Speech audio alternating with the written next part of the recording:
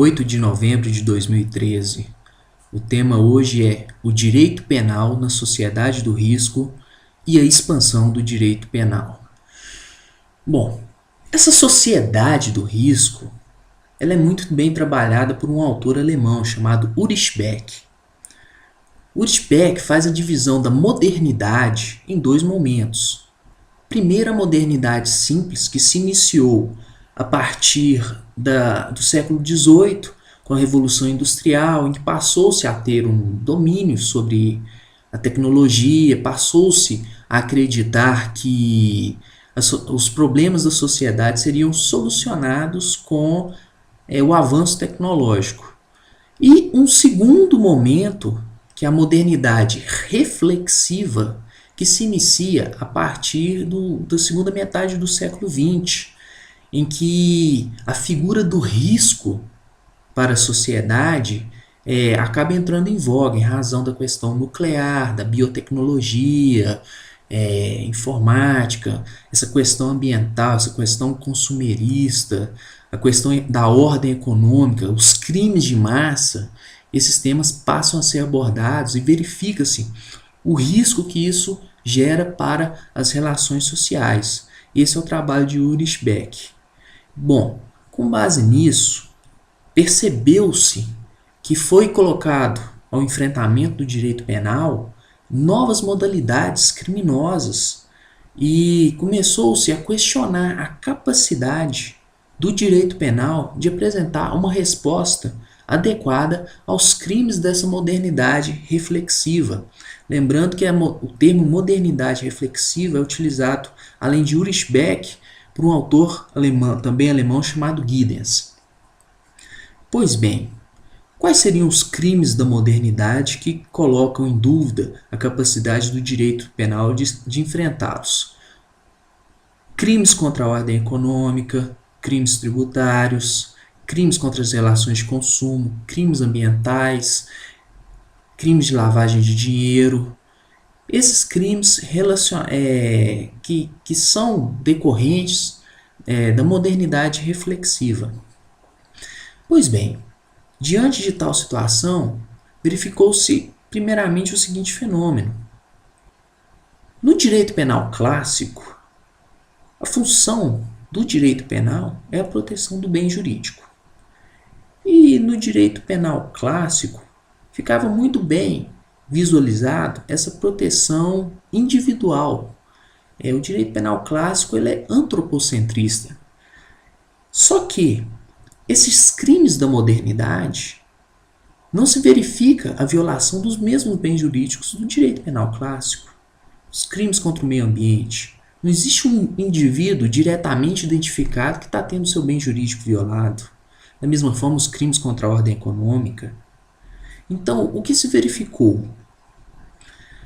Para que o direito penal incidisse sobre essas modalidades criminosas, acabaria ocorrendo o que Schumann denominou de espiritualização do bem jurídico. Outros autores usam a denominação administrativização do bem jurídico. Por que espiritualização? Porque fala-se que não existe um bem jurídico individualmente caracterizado e violado com a conduta desses crimes da modernidade. O crime contra a ordem econômica, o crime contra o ambiente, o crime contra as relações de consumo. Não existe um indivíduo identificado que está tendo o bem jurídico violado. Protege-se de forma coletiva a sociedade. Por isso fala-se nessa espiritualização do bem jurídico. Pois bem, e por que falar em administrativização do bem jurídico? Silva Sanches faz referência a essa administrativização do bem jurídico. Por quê? Administrativização do bem jurídico? Porque essas violações, uma análise clássica do direito, estão mais relacionadas ao direito administrativo e, de acordo com Sanches, deveria se aplicar o direito administrativo a essas infrações. Mas tudo bem.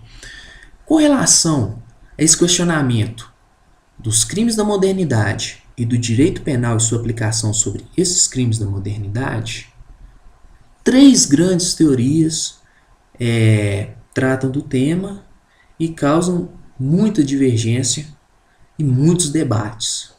Por quê? A primeira dessas teorias é a teoria do direito de intervenção elaborada por Hasmer. O que consiste o direito de intervenção elaborado por Hasmer? De acordo com Hasmer, o direito penal não é adequado para ser aplicado aos crimes da modernidade. Por isso, deveria ser criado um novo ramo do direito, que ele denominou direito de intervenção, e que Miguel Reale Júnior diz que essa é a terceira via do direito penal, caiu na prova do Ministério Público na segunda fase, agora no ano de 2003. Essa terceira via do direito penal, que é o direito de intervenção, de Hasmer, seria um novo ramo do direito que se aplicaria a esses crimes da modernidade, crimes contra a ordem econômica, crimes ambientais, crimes contra a relação de consumo, crimes contra a ordem tributária, crimes de massa, lavagem de dinheiro. Então, o que acontece? Esse direito de intervenção, de acordo com Hasmer, que é o expoente da escola de Frankfurt que defende essa linha de pensamento, esse novo ramo do direito, ele não aplicaria pena restritiva de liberdade como ocorre no direito penal clássico. As sanções teriam caráter administrativo. E qual seria a diferença, então, com o próprio direito administrativo? Que esse ramo do direito, o direito de intervenção, ele teria um juiz. Essa é a grande diferença. O juiz estatal aplicaria o direito de intervenção aos crimes da modernidade. Por que Hasmer defende isso? Porque ele, segundo Hasmer, somente o juiz de direito, o órgão jurisdicional, tem a independência necessária para aplicar as sanções aos crimes da modernidade. Porque se as sanções administrativas estivessem funcionando, porque já existem, não haveria necessidade do direito de intervenção. Uma segunda proposta é a proposta apresentada por Silva Sanches, denominada de direito penal de 2 velocidades. Por que 2 velocidades? De acordo com Silva Sanches, o direito penal deve ser aplicado aos crimes da modernidade, mas de uma forma diferente do direito penal clássico. Por quê? Nos crimes relacionados ao direito penal clássico, aplica-se-á a primeira velocidade do direito penal. O que consiste a primeira velocidade do direito penal? É o direito penal clássico, com as suas garantias processuais, com a aplicação da pena de prisão, o direito penal clássico. Por outro lado, o direito penal de segunda velocidade é o direito penal sendo aplicado aos crimes da modernidade. Todavia, da mesma forma do que proposto por Hasmer, o direito penal não aplicaria a pena privativa de liberdade. Ou seja, seria o direito penal incidindo sobre essas modalidades criminosas da modernidade. Seria permitido uma atenuação das regras rígidas, processuais e de imputação do crime, mas não seria cabível a aplicação da pena restritiva de direito, somente as outras penas privativas de liberdade. Seriam permitidas outras penas restritivas de direitos, outras sanções de cunho administrativo, também aplicado por um juiz de direito.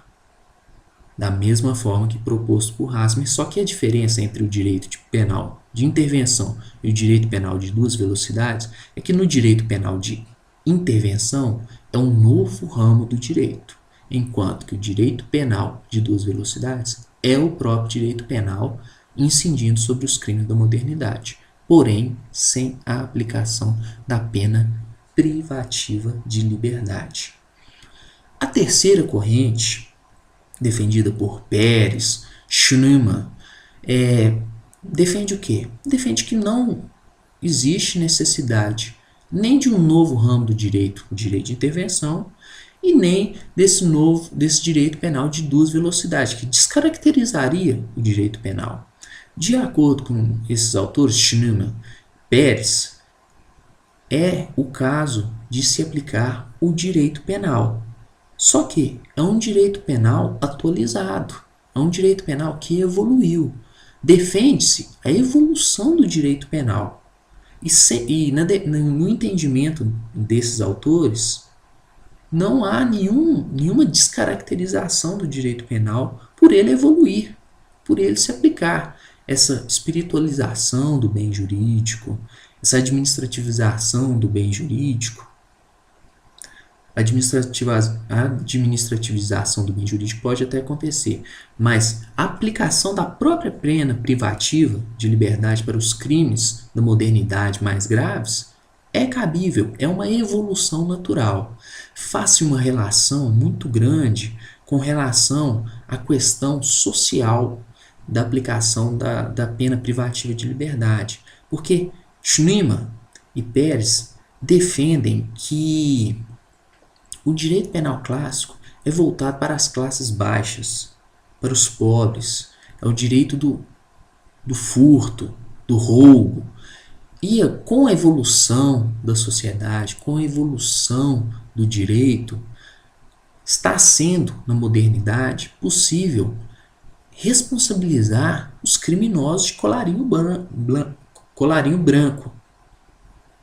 E isso é a criminalização das classes média, média alta e classe alta, é um fenômeno que deve permanecer. Por quê? Essas classes permaneceram afastadas da incidência do direito penal em razão do seu poder econômico, da sua forte influência e dessa legislação marginalizadora que sempre foi direcionada para os pobres. Vários autores apresentam exemplos que indicam essa característica. No caso do Brasil, por exemplo, crimes contra a ordem econômica, crimes contra a ordem tributária, aquela pessoa que comete crime contra a ordem tributária, mas no valor de até R$10.000, aplica-se o princípio da insignificância, um prejuízo de R$10.000 aos cofres públicos, enquanto o princípio da insignificância para quem comete um roubo, em alguns estados R$100, em outros um salário mínimo, mas a discrepância é muito grande e o prejuízo para a coletividade daquele crime contra a ordem tributária talvez seja muito maior do que um simples furto, em que o princípio da insignificância, para incidir, tem que ter um valor muito baixo, enquanto que no crime contra a ordem tributária incide o princípio da insignificância num crime que causa um prejuízo de R$10.000. E agora, de acordo com a nova resolução, provavelmente o entendimento jurisprudente, resolução não, portaria, o entendimento vai passar para R$20.000. Então, causou um prejuízo de R$20.000 à ordem tributária, não pode incidir o princípio da insignificância. Da mesma forma que tem aquela questão tributária do parcelamento, do pagamento a qualquer tempo, que exclui ou suspende o processo criminal, benefícios direcionados à classe dominante, aos ricos e poderosos. Essa é a crítica que faz essa corrente que defende a aplicação do direito penal aos crimes da modernidade, crimes contra a ordem tributária, crimes contra a ordem econômica, crimes contra as relações de consumo, crimes contra o meio ambiente, mas sempre deixando claro que todas essas três correntes elas fazem uma mitigação. Por quê? Não é que o direito penal que incide a pena privativa de liberdade vai ocorrer em qualquer crime ambiental, em qualquer crime das relações de consumo. Está se falando dos crimes mais graves. Isso é uma observação bem resumida do direito penal na sociedade do risco e essa expansão do direito penal. O direito penal está se expandindo por quê? Para apresentar uma resposta mais efetiva a esses crimes, a essas condutas da modernidade, porque o direito administrativo e o direito civil não conseguiram, mostraram-se ineficientes em evitar a ocorrência de tais crimes. Por isso, fala-se que está ocorrendo uma expansão do direito penal, aplicação do direito penal em caso em que não há a violação de um bem jurídico individualizado, como ocorre no direito penal clássico. Considerações encerradas.